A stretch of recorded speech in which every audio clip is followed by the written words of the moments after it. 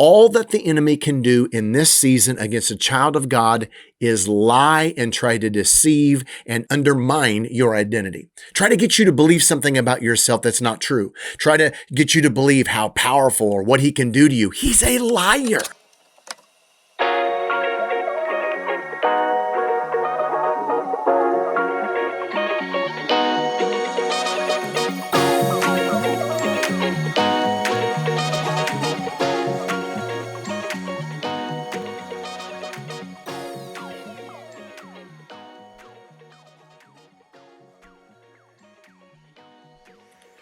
All right, want to get a little word from the Word with you today. We're in the middle of this spiritual warfare series, and I just got done talking with a pastor and in my tribe, a district superintendent, who was calling me about just some of the things that that is going on in our tribe among our denominational pastors, but it's going on everywhere. It just feels like we've entered into, I know at least for me, there are things that I'm seeing now that I have not seen most of my ministry. I've been traveling and preaching for almost 30 years, and the last 3 or 4 years it's been insane. And so there's been a need for understanding who we are in Christ and who our enemy is. So we've been giving a lot of attention to this and doing these little word from the words, kind of shorter things on Tuesday.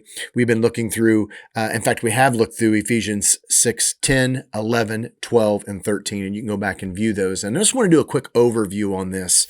And it's out of Colossians chapter 2, verse 15, and Paul says, "And having disarmed the powers and authorities, he made a public spectacle of them, triumphing over them by the cross." The word disarmed literally means to strip.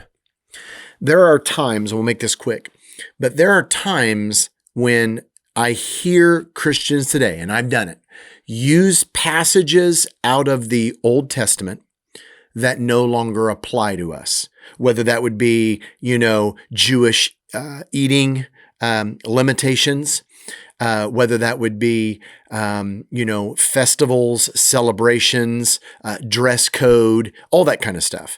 There's a lot of the old covenant time period that it pertained to, Israel in that time, and because of our relationship with the Father and what Jesus has done, we don't live according to the law, those kinds of things.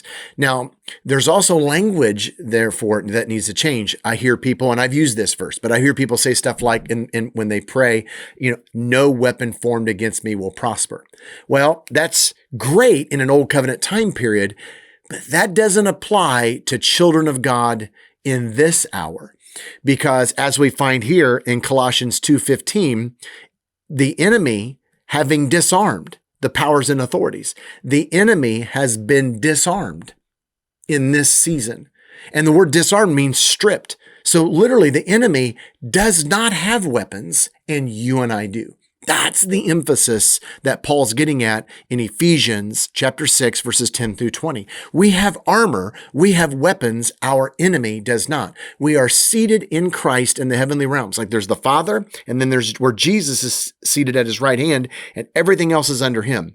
4 living creatures, 24 elders, angelic hosts, obviously the demonic at the bottom of the row, but we're seated in Christ. So the enemy is beneath your feet. So he's not on equal grounds with you. And he's been rendered powerless.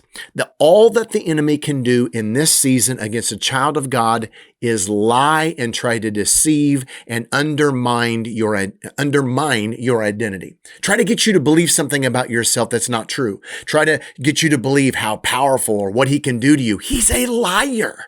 That's the emphasis. That's what Paul is trying to get at. And so I wanted to just go over that just as kind of and we'll probably do a couple of these, but I meet people that are God-fearing, love Jesus, they're awesome, but they just believe lies. And we're eventually, I'd like to go through 2 Corinthians chapter 10, verses 3 through 5. The strongholds of the enemy are just lies. Okay, as a Christian, hear me, as a Christian, you cannot be demon possessed.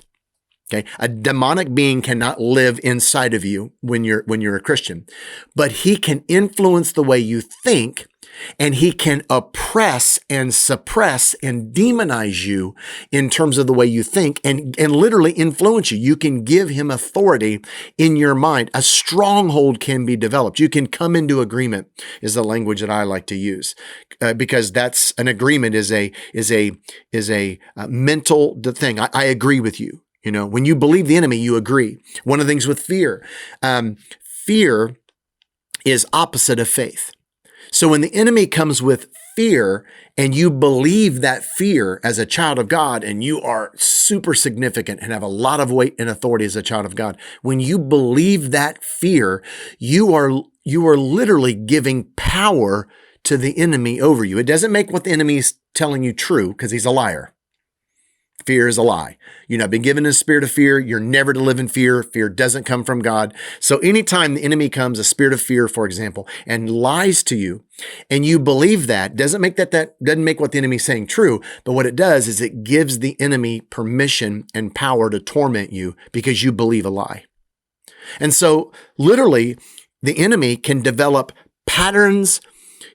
He can influence patterns of thought. He can influence us in the way that we think by lies that he tells us. And so one of these aspects, of course, is that he's got weapons. He can do this to you. He can do that to you. He can't. Think about this. He can't even tempt you beyond what you can handle. We know the passage. Jesus, we cannot be tempted more than we can withstand. So he's got limits to him. He's got boundaries.